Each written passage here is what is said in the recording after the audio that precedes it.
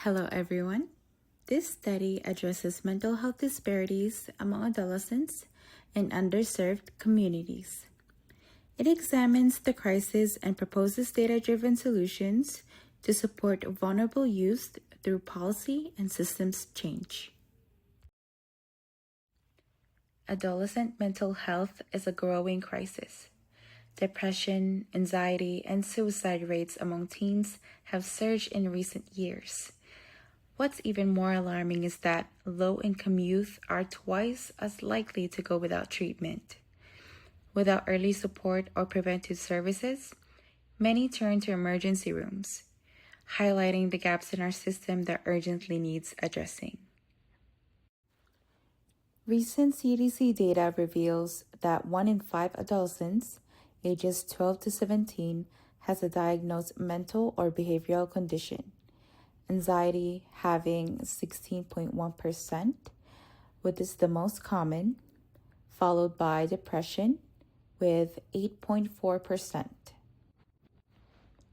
Epidemiologically, using prevalence to measure how widespread these conditions are and incidence to monitor new cases. My focus is on the population at risk, youth in underserved communities who lacks consistent access to care. We'll be assessing several key social determinants of adolescent mental health.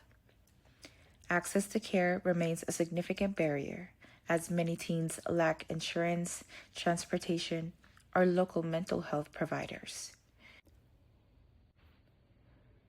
Socioeconomic status affects access to basic needs like food, housing, and healthcare, leads to heightened levels of stress.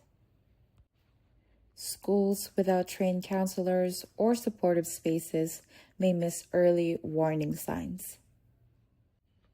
Parental mental health and family stability also impacts adolescents' emotional well-being, especially in high-stress households. And lastly, adverse childhood experiences like trauma, abuse, and community violence.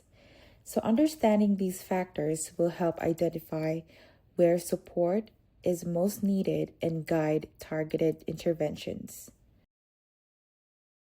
So I have chosen a cross-sectional design for this study, collecting data from adolescents aged 12 to 17 at a single point. This method effectively identifies the prevalence of mental health conditions and their links to social determinants, allowing us to examine population-level trends without long-term follow-up. While it does not establish causality, this approach provides valuable insights that can inform policy and resource planning for public health interventions in schools and in communities.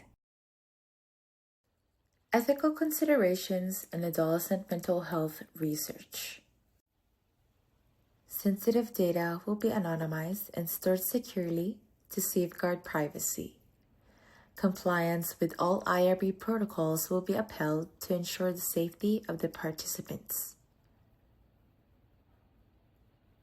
Informed consent, along with parental permission, will be obtained, and adolescents will be made aware of the study details and their rights. The questions will be age-appropriate to ensure psychological safety, and support resources will be available if needed. These measures help to ensure the study is safe, respectful, and ethically sound. Study results can be shared with school boards, health departments, and advocacy organizations to support informed decision-making. Clear communication tools such as infographics, fact sheets, and webinars can encourage understanding. Community forums may encourage a local participation, and youth influencers offer a powerful way to reduce stigma and engage adolescents. To wrap up, here are the key takeaways. Adolescent mental health is a growing public health concern that demands urgent attention.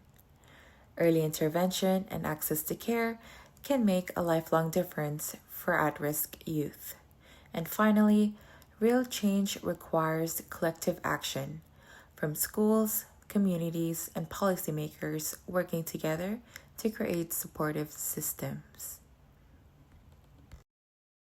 As future healthcare leaders, we are responsible for translating insights into actionable steps, advocating for access, shaping policy, and fostering environments where young people can succeed. Thank you so much for your attention, and feel free to ask any questions or feedback.